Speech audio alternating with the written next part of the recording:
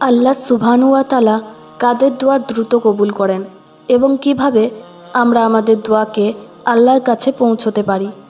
আল্লাহ তাআলা আমাদের প্রতি অত্যন্ত দয়ালু ও দাতা। তিনি আমাদের প্রতিটি অবস্থার খবর রাখেন এবং আমাদের দোয়াগুলোর দিকে মনোযোগ দেন।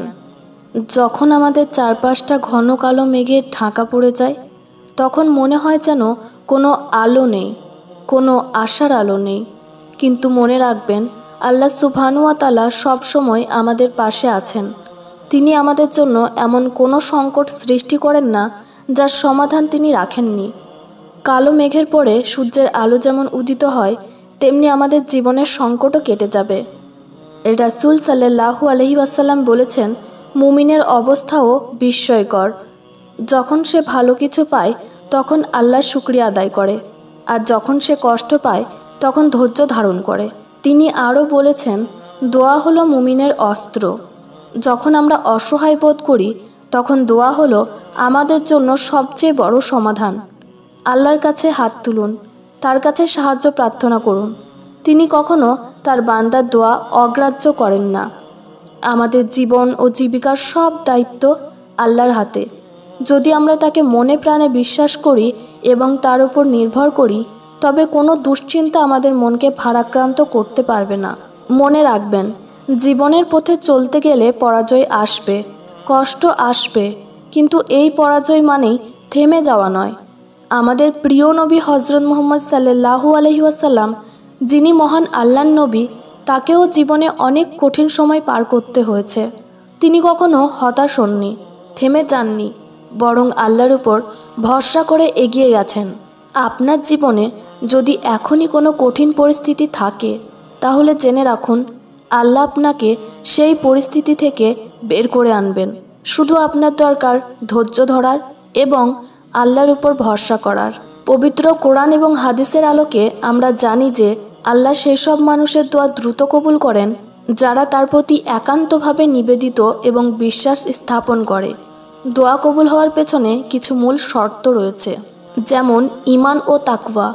আল্লাহ বলেন, যে কেউ আল্লাহকে ভয় করে এবং তার প্রতি বিশ্বাস স্থাপন করে, আল্লাহ তার পথ তৈরি করে দেন। সূরা আত-তালাক।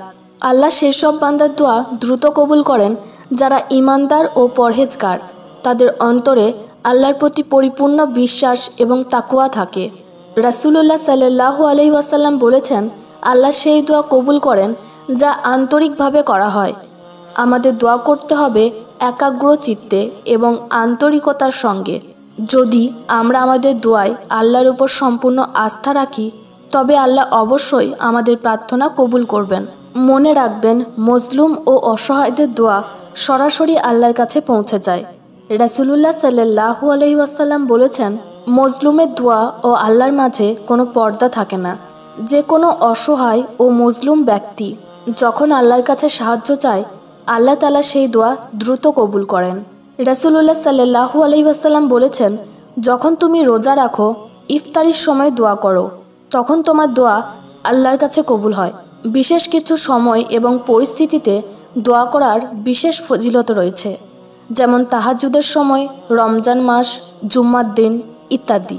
শুনুন, জীবনযাত্রার এই ব্যস্ত সময়ে আমরা অনেকেই চিন্তা, উদ্বেগে ডুবে যাই। নানা সমস্যা, দুশ্চিন্তা ও অনিশ্চয়তা আমাদের মানসিক শান্তি কেড়ে নেয়। সুখ, দুঃখ, সংকট, সমাধান এসবের মধ্যে দিয়ে আমাদের জীবন প্রবাহিত হয়। যখন হতাশা ও দুঃখের মেঘ আমাদের আকাশকে আচ্ছন্ন করে ফেলে, তখনও আল্লাহর উপর ভরসা রাখুন, কারণ আল্লাহর রহমতে সেই মেঘ কেটে যাবে এবং শান্তির আলো আবারও উদিত হবে। দুশ্চিন্তা আমাদের ক্ষতি করে। রাসূলুল্লাহ সাল্লাল্লাহু আলাইহি ওয়াসাল্লাম বলেছেন, দুশ্চিন্তা ও উদ্বেগ মুমিনের মনকে দুর্বল করে। দুশ্চিন্তা কেবল আমাদের মানসিক শান্তি কেড়ে নেয় না, বরং এটি আমাদের শারীরিক এবং মানসিক স্বাস্থ্যের জন্য ক্ষতিকর। আল্লাহর উপর ভরসা রেখে দুশ্চিন্তাকে দূরে রাখা উচিত।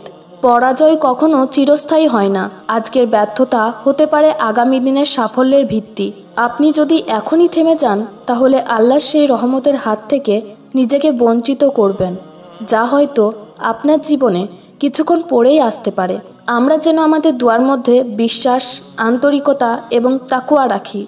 মুখে দোয়া করছি কিন্তু মন অন্য কোথাও পড়ে আছে, এরকম উদাসীন অন্তরের দোয়া আল্লাহ কবুল করেন না। তাই সাবধান, আন্তরিকতার সাথে দোয়া করবেন, উদাসীনভাবে নয়। হে আল্লাহ, আমাদেরকে আপনার পথে পরিচালিত করুন, আমাদের ধৈর্য ধরার শক্তি দিন এবং আমাদের সফলতার পথে নিয়ে যান। আমাদের দোয়াগুলিকে কবুল করে নিন, আমিন। ভিডিওটি সাদকা হিসেবে অন্যদের সাথে শেয়ার করুন। আপনার একটা শেয়ারে যদি কারো উপকার হয় তাহলে আপনিও তার সওয়াব পাবেন। এবং চ্যানেলটি সাবস্ক্রাইব করে আমাদের সাথে থাকুন। আসসালামু আলাইকুম।